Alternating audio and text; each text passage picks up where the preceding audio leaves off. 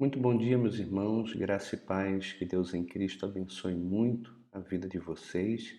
Hoje nós estamos começando a nossa devocional por meio de um vídeo gravado. Infelizmente não pude hoje fazer uma live com vocês. O motivo é porque a nossa querida irmã, Dona Ilza, por quem nós vimos orando, faleceu. O Senhor a chamou e a Aline e eu estamos indo agora pela manhã até Goiânia para participarmos do velório. Então, que Deus conforte a Marlene, toda a família, né? E também a igreja que orou. A nossa esperança está sempre no Senhor, nosso Deus, que nos preparou para o encontro com Ele por meio de Jesus Cristo. Então, apesar de tristes, nós estamos alegres no Senhor, porque a nossa irmã partiu em Cristo. Também louvo ao Senhor pelo belíssimo testemunho de cuidado e de amor que a Marlene demonstrou esse tempo todo por sua mãe.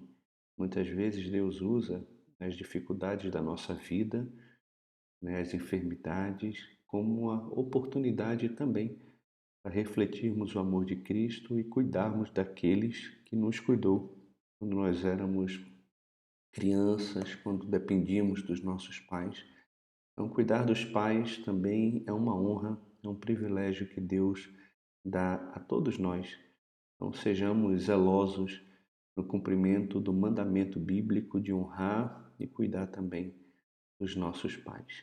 Vamos orar e pedir ao Senhor que fale o nosso coração por meio da leitura das Escrituras.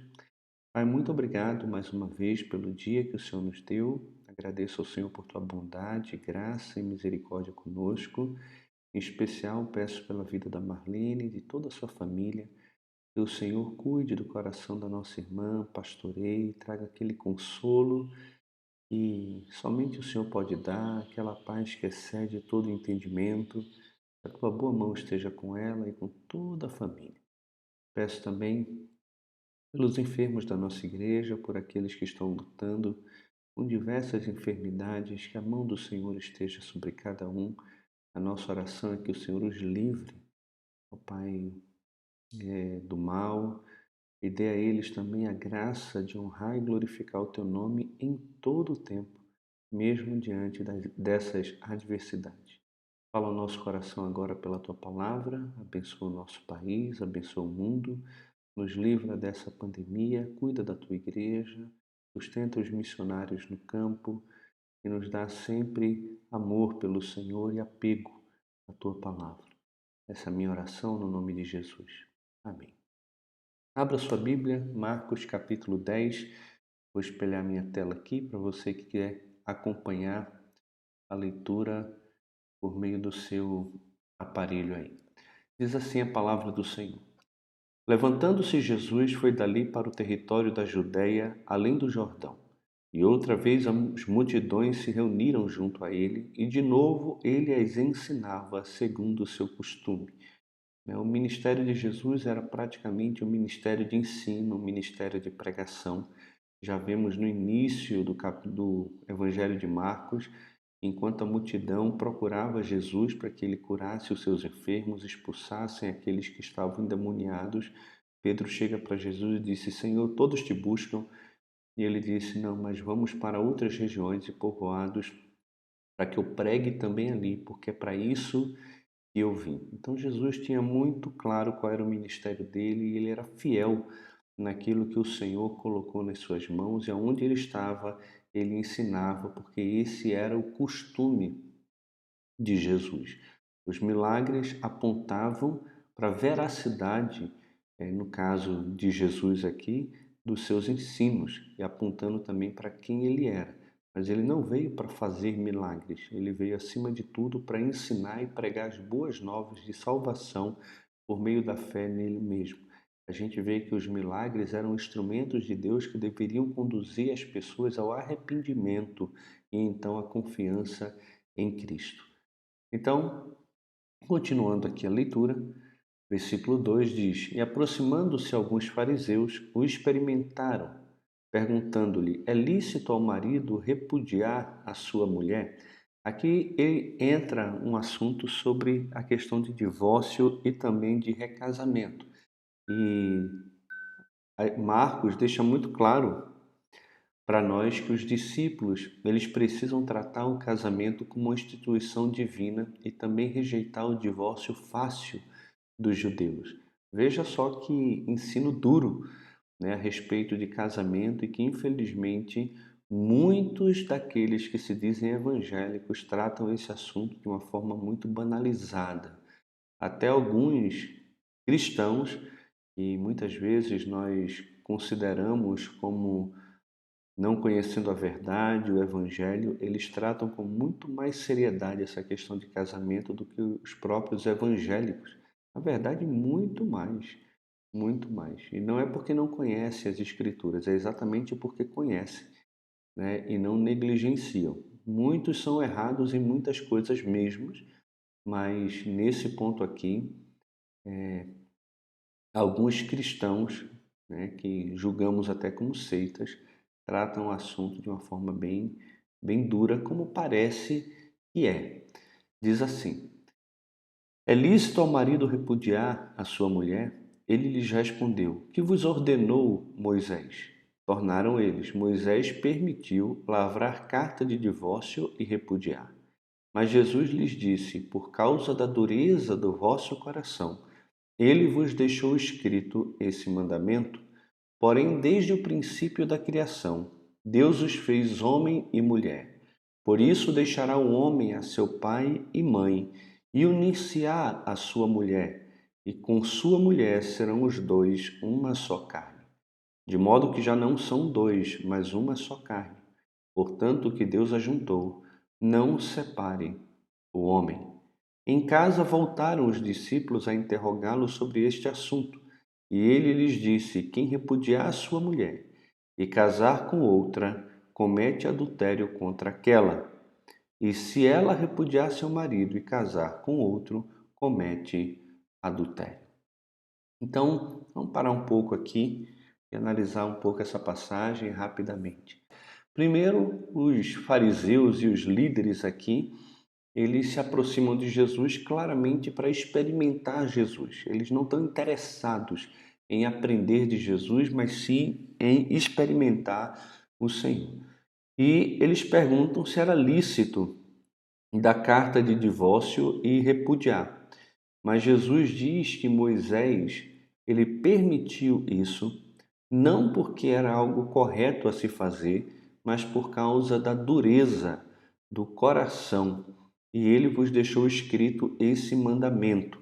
Então, dentro dos mandamentos estava esse aqui, de que um homem poderia repudiar a sua mulher caso encontrasse nela alguma coisa errada, né? Ou sexualmente errada. E Jesus, então, ele, ele diz que ele fez isso por causa da dureza do coração. Na igreja evangélica, a gente não poderia usar, então, o argumento do divórcio como um argumento plausível, uma vez que a nova aliança tira o nosso coração de pedra e coloca em nós um coração de carne, né? A igreja de Jesus não poderia jamais ser conhecida como uma igreja de duro coração, mas de um coração novo, de um coração transformado por Deus, onde a lei de Deus habita no coração e onde o nosso prazer deveria ser sempre fazer a vontade do nosso Senhor. Porém, desde o princípio da criação, Deus os fez homem e mulher. Então, Jesus ele não volta para a lei como princípio máximo, mas ele volta para a criação, para o princípio, para o propósito original de Deus para o casamento. E então vai dizer que Deus fez homem e mulher. Ele não fez homem e homem, ele não fez mulher e mulher, ele fez homem e mulher. E por isso deixa o homem a seu pai e a sua mãe e unir-se-á a sua mulher. Então, um homem e uma mulher formam um casamento, formam um lar. Esse é o padrão estabelecido por Deus. Casamento é um relacionamento, em primeiro lugar, heterossexual. Em segundo lugar, o casamento, ele é um casamento monogâmico. Deixa o homem pai e mãe e unir-se-á a sua mulher e não as suas mulheres. Tanto no coração, na mente, como também fisicamente, o homem precisa ser fiel à sua mulher e a mulher precisa ser fiel também ao seu marido. E com a sua mulher serão os dois uma só carne. São dois que agora se tornam um só por meio da coroação desse casamento através do relacionamento sexual, né? Esse daqui é o maior símbolo, maior ilustração da Trindade, quando dois seres distintos do outro se unem e se tornam uma só carne, da mesma forma como Deus é trino, três em um, da mesma forma o homem e a sua mulher se tornam uma só carne por meio do casamento e também da relação sexual. Por causa disso, o que Deus ajuntou, não separe o homem. E aí você pode falar, pastor, e se Deus nos juntou e eles se juntaram? Não existe isso. Deus ele é testemunha da aliança e todo casal que se une, Deus está presente, validando aquele compromisso que foi feito e então ele juntou um homem e uma mulher por meio dos laços matrimoniais, por meio dos votos e do compromisso de se unir. E esse unir é uma união indissolúvel, né? Ele deixa pai e mãe, ele rompe com os seus laços genéticos, não no sentido de desprezar pai e mãe, mas dentro de uma caminhada normal, um fluxo normal e inclusive esperado da vida. A pessoa vai crescendo, então ele deixa pai e mãe e ele se une, ele se liga de uma forma indissolúvel à sua mulher e então os dois se tornam uma só carne que não deveriam se separar, uma vez que Deus se fez presente nessa união, unindo e testemunhando a aliança que foi feita diante dele. Então é algo muito sério que Jesus está dizendo que o homem não deve se separar da sua mulher. Quando os discípulos perguntam a ele em casa, ele deixa muito claro aqui em Marcos que quem repudiar a sua mulher e casar com outra comete adultério contra aquela. E se ela repudiar o seu marido e casar com outro, comete também adultério. O que é interessante aqui, meus irmãos, é que não aparece nenhuma cláusula de exceção no Evangelho de Marcos. Então, somente os leitores de Mateus poderiam pensar numa possível cláusula de exceção que daria a eles liberdade de se separar e casar novamente. Para alguns, nem casar novamente, mas sim separar no caso de relação sexual ilícita, o que também é complicado a gente entender disso, por quê? Porque em Mateus 5 vai dizer que o homem que repudiar a sua mulher, não sendo por causa de relação sexual ilícita, a expõe a tornar-se adúltera, e quem casar com a mulher que foi repudiada comete adultério. Veja como o padrão ele é extremamente elevado. Um homem que repudia a sua mulher, não sendo por causa de relação sexual ilícita, ou seja, ela não cometeu nenhum tipo de imoralidade, ele repudia essa mulher, ele expõe essa mulher a tornar-se adúltera. Por que ele expõe essa mulher a tornar-se adúltera? Porque dificilmente ela não iria contrair novas núpcias ou um novo casamento, e isso faria com que ela caísse em adultério. E se ela tivesse cometido relação sexual ilícita e ele pudesse repudiar sua mulher ou dar carta de divórcio para ela. Então ele não iria expor essa mulher a se tornar adúltera. Ela já seria adúltera. Então a parte inocente depois do casamento, quando repudiada e casa de novo, também comete adultério. Então é um padrão muito elevado, o padrão de casamento que Jesus estabelece aqui. Ele volta para Gênesis, ele volta para o princípio de tudo e diz que nós, como discípulos dele, não deveríamos ter nenhuma desculpa ou justificativa que pudesse apoiar uma separação ou um divórcio. Por quê? Porque nós não temos um coração duro, nós temos um coração transformado, um coração novo, um coração em que a lei de Deus habita, guiado pelo Espírito, capaz de perdoar, assim como Deus em Cristo também nos perdoou. E o contexto, tanto de Mateus 5 como também de Mateus 18, é de perdão e é de coração. Então, somente Mateus abre uma possível cláusula de exceção. Marcos não abre, Paulo não abre, Pedro não abre. Né? A gente não veria nenhuma opção no Novo Testamento de caso de separação e de novo casamento que não fosse encontrado em Mateus. E mesmo assim no Evangelho de Mateus, quando a gente olha para o contexto em que esses textos estão inseridos, a gente não vê Jesus dando apoio para divórcio e recasamento, mas ele volta sempre ao princípio e à vontade de Deus para a família, que é casamento heterossexual, monogâmico, monossomático, indissolúvel, que reflete a glória de Deus quando dois se tornam um, refletindo um Deus que também é três em um. Então vamos continuar aqui. Então lhe trouxeram algumas crianças para que as tocasse, mas os discípulos os repreendiam. Jesus, porém, vendo isto, indignou-se e disse-lhes: Deixai vir a mim os pequeninos, não os embaraceis, porque dos tais é o reino de Deus. Em verdade vos digo que quem não receber o reino de Deus como uma criança, de maneira nenhuma entrará nele. Então, tomando-as nos braços e impondo-lhes as mãos, as abençoava. Aqui os discípulos precisam valorizar a humildade e a confiança infantis como qualidades exigidas para a entrada no reino.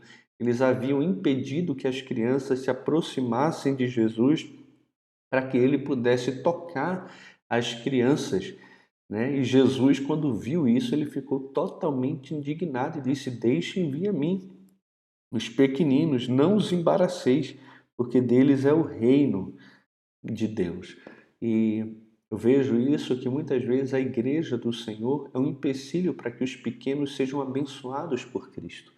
Né? A igreja que pensa só nos jovens e não pensa nas crianças, ou só pensa nos adultos, nos casais, e não pensam nas crianças, em aproximar essas crianças do Senhor Jesus para que Ele as abençoe, é uma igreja que está agindo como os discípulos aqui agiram, né? Que não permite que as crianças se aproximem do Senhor, e diz que Jesus ficou indignado e disse: Deixem vir a mim os pequeninos. E quando os pais não levam as crianças à igreja, não fazem devocional, culto doméstico, não instruem os seus filhos, não estão agindo da mesma forma, impedindo que elas se aproximem do Senhor para serem abençoadas, Jesus fica indignado com esse tipo de atitude. Ele tem prazer em abençoar a vida das crianças e, na verdade, ninguém pode ver o reino de Deus se não se converter como uma criança, se não tiver humildade, simplicidade, singeleza de coração.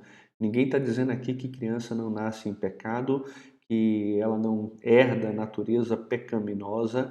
Toda pessoa, toda criança, ela já nasce em pecado e ela é uma pecadora desde o ventre, por isso peca. Ela não é uma pecadora porque peca, ela peca porque ela é uma pecadora, ela nasceu em pecado, mas Jesus está dizendo que a atitude de abraçar o reino deve ser semelhante à de uma criança pequena, simples, humilde e não tem muitas coisas. E pondo-se Jesus a caminho, correu um homem ao seu encontro e, ajoelhando-se, perguntou-lhe: Bom mestre, que farei para herdar a vida eterna? Respondeu-lhe Jesus: Por que me chamas bom? Ninguém é bom senão um, que é Deus. Sabes os mandamentos: Não matarás, não adulterarás, não furtarás, não dirás falsos testemunhos, não defraudarás ninguém, honra teu pai e a tua mãe. Então ele respondeu: Mestre, tudo isso tenho observado desde a minha juventude. E Jesus, fitando-o, o amou e disse: Só uma coisa te falta. Vai, vende tudo o que tens, dá aos pobres e terás um tesouro no céu. Então vem e segue-me. Ele, porém, contrariado com esta palavra, retirou-se triste, porque era dono de muitas propriedades. O que é que a gente vê aqui? Que os discípulos precisam abandonar a confiança nas riquezas e também na justiça baseada em obras como garantias de entrada no reino. Ninguém vai entrar no reino por causa de boas obras e ninguém vai entrar no reino confiando nas suas riquezas. Jesus não pede que eu e você venhamos a abrir mão de toda a nossa riqueza, dar aos pobres para poder ter uma herança no céu ou a vida eterna. O que Jesus está falando claramente para esse jovem que chama Jesus de bom, né, é que ele se achava muito bom. Jesus já começa perguntando: por que me chamas bom? Um só é bom e esse é Deus. E Jesus aqui não está negando a sua divindade, ele está contrastando a afirmação daquele jovem com a própria realidade do coração dele. Ele se achava bom demais porque na cabeça dele ele estava cumprindo todos os mandamentos, mas ele não cumpria o mandamento de amar o próximo como a si mesmo. Ele tinha tanto dinheiro, tanto recurso, mas confiava tanto na sua riqueza que era incapaz também de repartir os seus tesouros com os pobres. Outra coisa, ele não coloca aqui: não cobiçarás. Dentre as listas que Jesus fala dos mandamentos, ele não diz não cobiçarás. E aí ele coloca: tudo isso eu tenho observado desde a minha infância. Ele poderia mesmo ser um homem muito correto, moralmente correto, mas mesmo assim Jesus percebe que o coração dele era um coração que confiava demasiadamente nas riquezas. E a gente sabe que o Senhor disse que ninguém pode servir a dois senhores, porque ou havemos de adorar um e aborrecer o outro, ou então vamos aborrecer um e amar o outro. Ninguém pode servir a Deus e as riquezas ao mesmo tempo. Ou somos de Deus ou somos das riquezas. Ou temos um compromisso com o Senhor e toda a nossa vida pertence a Ele, ou então nós vamos amar a outros deuses. Então precisamos tomar um cuidado muito grande com isso. Então Jesus, olhando ao redor, disse aos seus discípulos: quão dificilmente entrarão no reino de Deus os que têm riquezas. Os discípulos estranharam esta palavra, mas Jesus insistiu em dizer-lhes: filhos, quão difícil é para os que confiam nas riquezas entrar no reino de Deus. É mais fácil passar um camelo pelo fundo de uma agulha do que entrar um rico no reino de Deus. Eles ficaram sobremodo maravilhados, dizendo entre si: então quem pode ser salvo?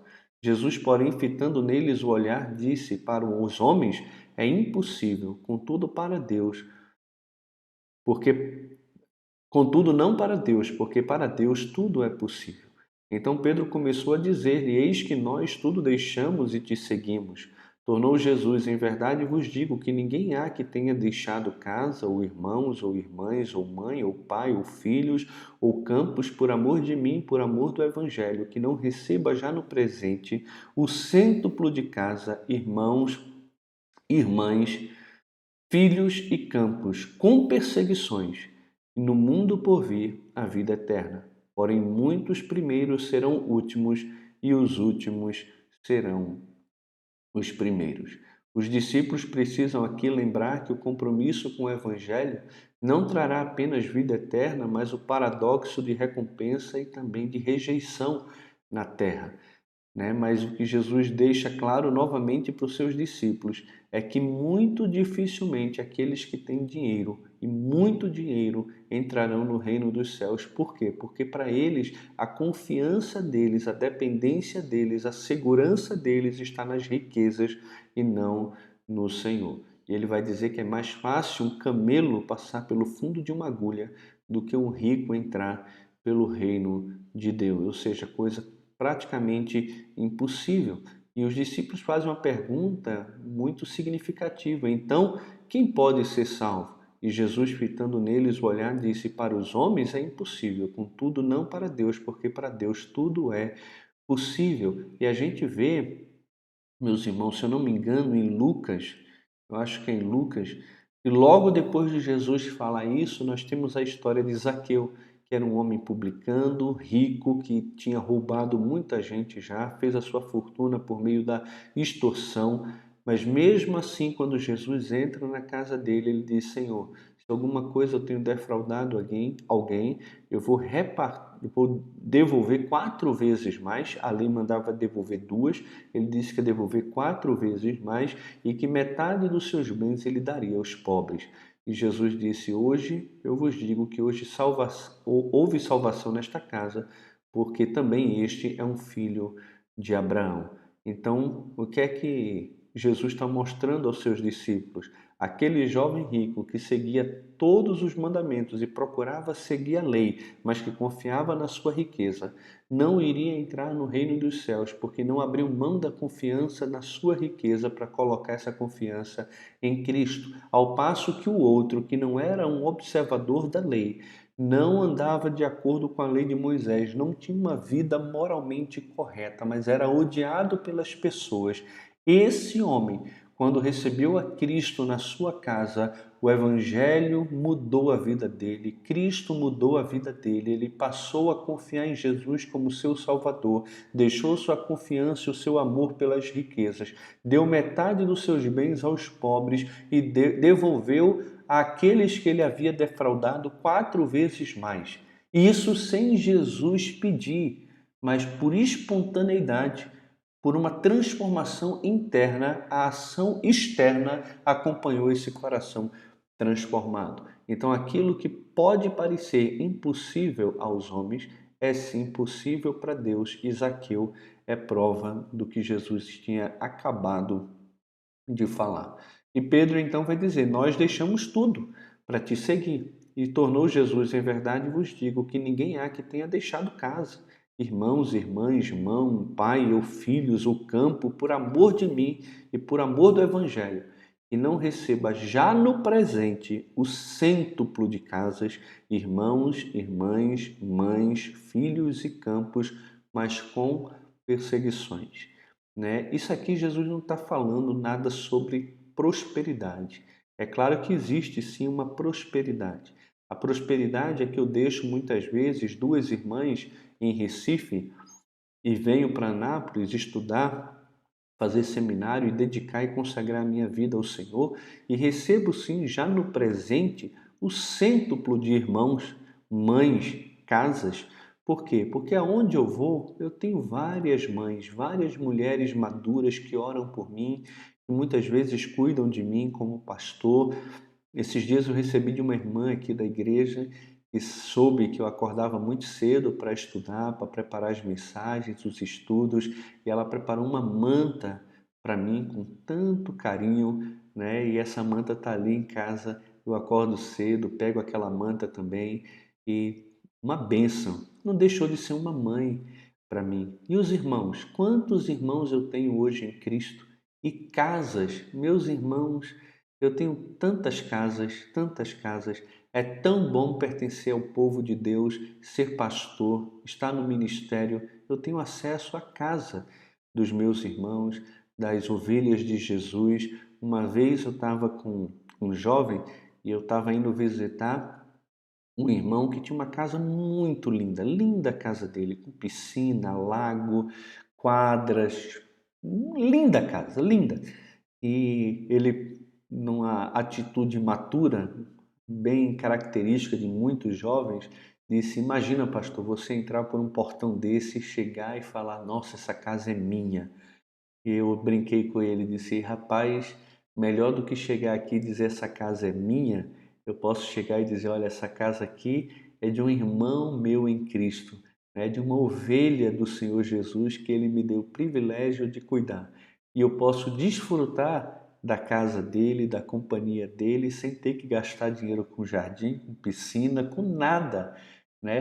Por quê? Porque quem assume essa despesa é o dono da casa, mas ela não deixa de ser minha, pelo acesso que eu tenho a esse irmão, pelo amor que temos no Senhor Jesus, né? E quando a gente serve ao Senhor e nós pertencemos a Cristo, a igreja pertence a Cristo, tudo que temos é de Deus, pertence a Deus.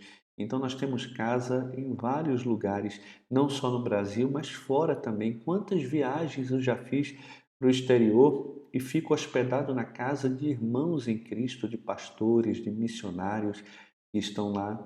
Então, meus irmãos, isso aqui que Jesus está dizendo é uma verdade, mas isso tudo acontece no meio também de perseguições por causa do Evangelho. Mas o melhor de tudo é que no mundo por vir vamos ter a vida eterna e vamos gozar da presença de Deus. E isso é o melhor que a gente pode desejar. Estavam de caminho subindo para Jerusalém e Jesus ia diante dos seus discípulos. Estes se admiraram e o seguiam tomados de apreensão.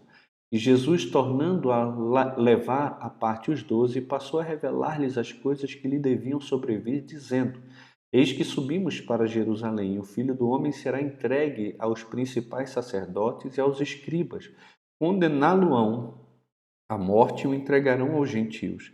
Hão de escarnecê-lo, cuspir nele, açoitá-lo e matá-lo. Mas depois de 3 dias ressuscitará.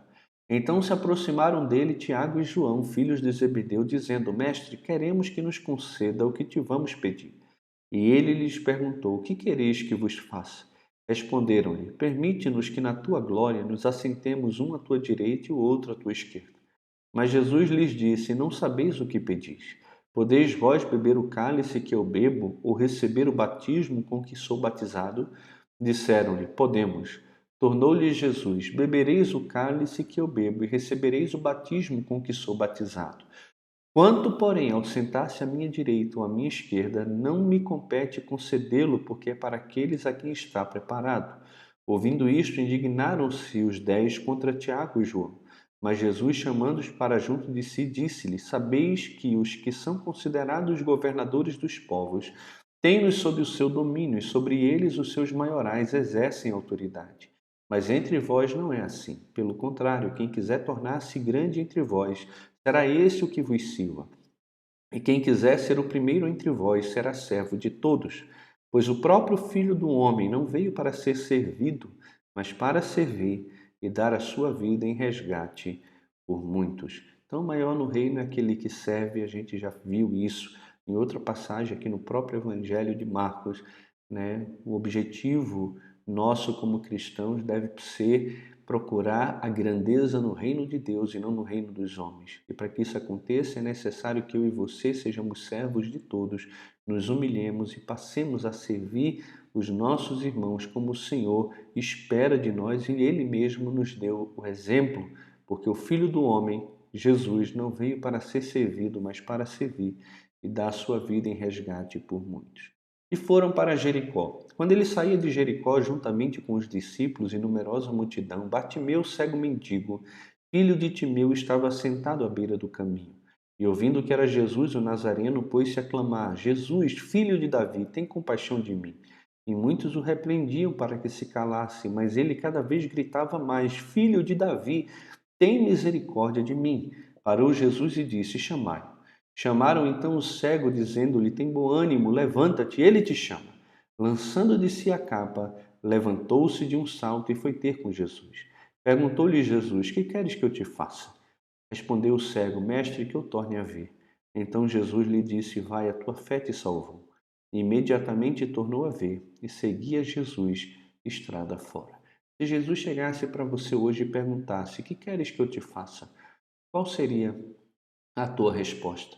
Parece até ridícula a pergunta de Jesus para a vida desse cego, mas nem todo cego gostaria de recuperar a vista e nem todo mendigo gostaria de sair da mendicância.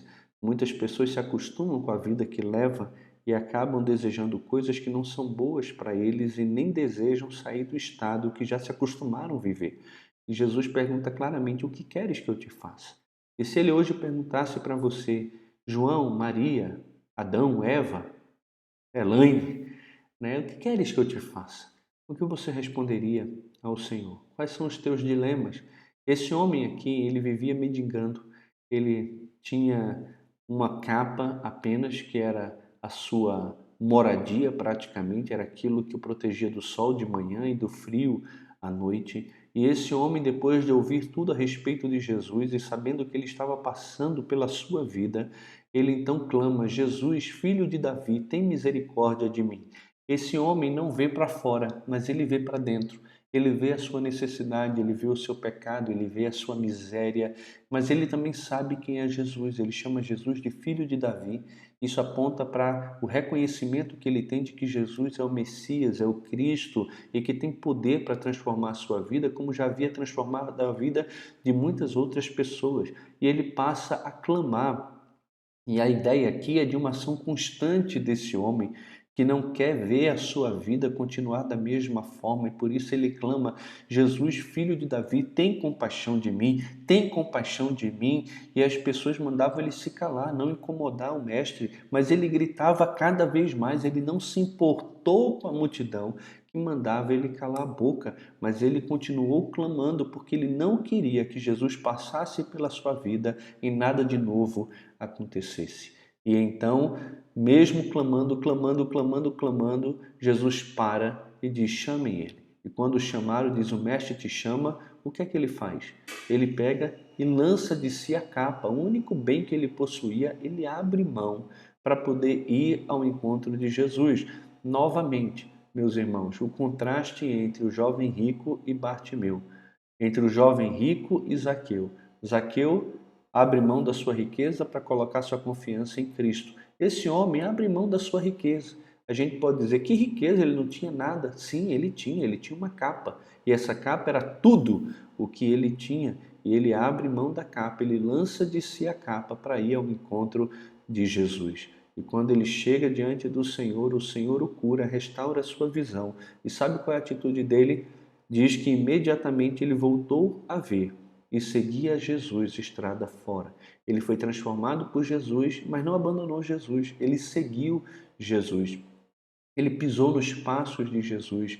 A sua vida foi totalmente transformada, seu coração foi inundado de alegria e ele agora, que antes ficava paralisado, parado, esperando esmola das pessoas, agora segue Jesus estrada afora, com o coração transformado, com a visão restaurada, por causa do poder de Jesus. Mas ele fez a parte dele. Ele reconheceu sua miséria, ele clamou por Jesus, ele enfrentou a multidão, ele abriu mão daquilo que o prendia, o que poderia impedi-lo de ir até Jesus, que era a sua capa, lançou de si a capa, colocou claramente diante de Jesus a sua necessidade, aquilo que ele queria: eu quero voltar a ver.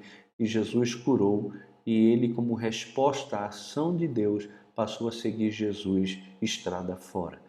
Eu não sei como está a sua situação, mas uma coisa eu sei: todos nós éramos cegos e mendigos, cegos para realidades espirituais e mendigos carentes do amor de Deus. Mas hoje, em Cristo, conhecemos o amor de Deus.